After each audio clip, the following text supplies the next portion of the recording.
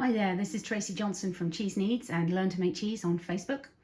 My feta recipe, which is coming up if you're ready to screenshot in 3, 2, 1. Link to the full recipe is in the comments below.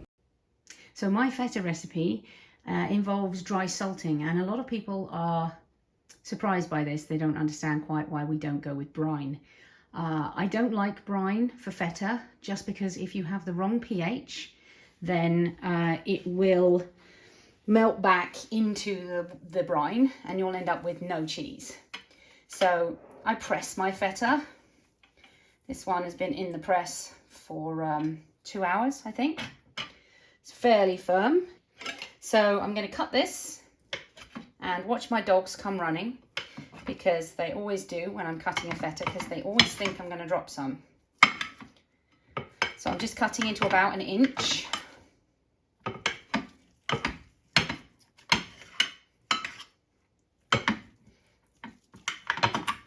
Obviously my knife has been cleaned, sprayed with Star San.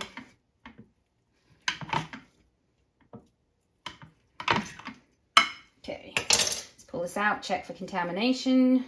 Fairly firm, not too many holes still, but still a little moist. That's perfectly fine for a 1-day-old.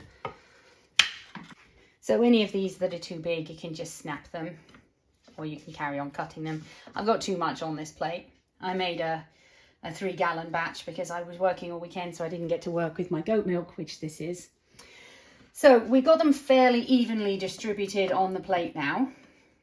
And now we go in with the salt. Go heavy on the salt. You're not going to eat most of this. It's going to wash away with the whey. And it's going everywhere. Just trying to get this down and through. In case you're interested, these plates are IKEA. I love IKEA. Not sponsored. Right, so we want to tip this. Now, a canning ring works really great here. And then we need to kind of scooch. As I said, I've got too much on this plate, really. It keeps falling off. It's going to go everywhere. Awesome. Okay. So I folded a paper towel. Some of that goes underneath. Some of that actually goes here at the bottom to create a kind of a wicking area. So it's tilted towards that area by the canning ring. There we go. So it's covered in saran wrap, cling film. I hate single-use plastics, but currently my kitchen is filled with buckets and buckets of apples, and there are fruit flies everywhere. So to get this to age for 2 days without getting covered in flies and eggs and all the yucky stuff, just going to cover all the way over, cover everything. So the whey will drain from here down because I've got it at an angle. The kitchen paper towel will help wick that to the underplate, and I'll change the underplate at least twice a day. Tonight I'll take the whole thing off, resalt, toss it again, cover it back in, change the paper towel, do the same in the morning and the evening tomorrow, and then it will be time to rinse the cheese. So I have to have low salt in my diet because of hypertension. Super fun getting old.